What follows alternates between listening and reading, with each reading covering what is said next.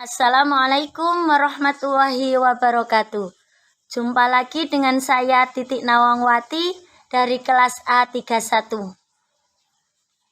Islam tidak membatasi pendidikan hanya di ruang kelas, tetapi memberikan pintu ilmu di setiap sudut kehidupan. Hal ini sejalan dengan wahyu pertama yang diturunkan oleh Allah Subhanahu wa Ta'ala kepada Rasul-Nya, Quran Surat Al-Alaq ayat pertama yang berbunyi, Bismillahirrahmanirrahim, Iqra' bismi rabbikal ladzi khalaq. Bacalah dengan menyebut nama Tuhanmu yang menciptakan. Ayat ini menjadi pondasi kuat bahwa belajar adalah perintah ilahi dan tidak terbatas pada ruang dan waktu. Maka pada kesempatan kali ini izinkan saya memaparkan materi yang berjudul Pendidikan Luar Sekolah dalam Konteks Pendidikan Islam, sesuai dengan isi jurnal karya Raudhatus Saadah dan rekan-rekan yang membahas bagaimana pendidikan non-formal menjadi bagian penting dalam menunjang pembelajaran masyarakat. Menurut Raudhatus Saadah dan kawan-kawan, pendidikan luar sekolah atau PLS adalah jalur pendidikan non-formal yang memungkinkan masyarakat memperkaya pengetahuan dan keterampilan melalui pembelajaran sepanjang hayat. PLS tidak hanya melengkapi pendidikan formal, tetapi juga hadir untuk menyelesaikan berbagai persoalan pendidikan di tengah masyarakat. Pada jurnal ini dijelaskan bahwa pendidikan di Indonesia itu terbagi menjadi 3, yaitu formal, non-formal, dan informal. Hal ini sesuai dengan Undang-Undang Nomor 20 Tahun 2003. Ketiganya saling melengkapi dan saling mendukung.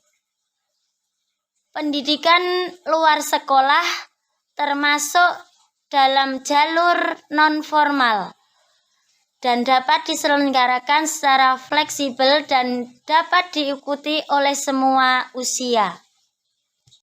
Raudhatus Saadah dan kawan-kawan menuliskan bahwa sistem pendidikan Islam di Indonesia sejak awal itu sudah erat dengan sistem pendekatan non-formal seperti surau, langgar, dan dengan seiringnya waktu, pendidikan berkembang menjadi lebih terstruktur dalam bentuk madrasah dan pondok pesantren.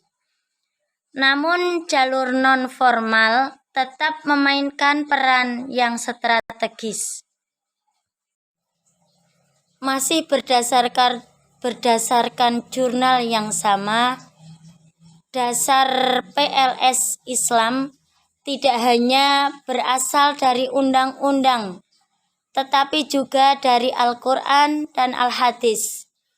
Salah satunya Al-Quran Surat Al-Jumu'ah ayat 2. Tujuan utamanya adalah membentuk manusia beriman, bertakwa, dan berakhlak mulia, baik melalui jalur sekolah maupun jalur luar sekolah. Penulis jurnal menyebutkan bentuk-bentuk konkret PLS Islam, seperti majelis taklim, pesantren kilat, hingga pelatihan keagamaan.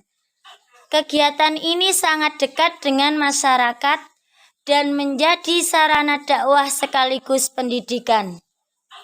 Ini juga dijelaskan bahwa keberhasilan PLS ditentukan oleh beberapa faktor penting. Di antaranya adalah penggunaan teknologi yang sesuai, dukungan masyarakat, dan kerjasama dengan organisasi kemasyarakatan. Semua ini menjadi komponen penting dalam penguatan program PLS. Sebagai penutup, dapat disimpulkan bahwa PLS dalam konteks pendidikan Islam merupakan sarana vital untuk menciptakan masyarakat yang cerdas dan religius. Hal ini ditegaskan juga dalam jurnal karya Raudhatus Saadah dan kawan-kawan bahwa pendidikan luar sekolah adalah bagian dari dakwah pendidikan dan pembangunan karakter bangsa. Materi ini diambil dari jurnal pendidikan luar sekolah dalam konteks pendidikan Islam oleh Raudhatus Saadah, Nurwinda Auliana Sution, Hafsah Situmorang, dan Rizka Afani, diterbitkan dalam Jurnal Management and Social Science Volume 1 Nomor 1 Januari 2023. Demikian yang bisa kami sampaikan, semoga bermanfaat. Belajar adalah ibadah dan setiap langkah mencari ilmu adalah jalan menuju ridhonya. Pendidikan luar sekolah bukan jalan alternatif, tetapi ikhtiar nyata dalam mencerdaskan umat dan membumikan nilai-nilai Islam dalam kehidupan.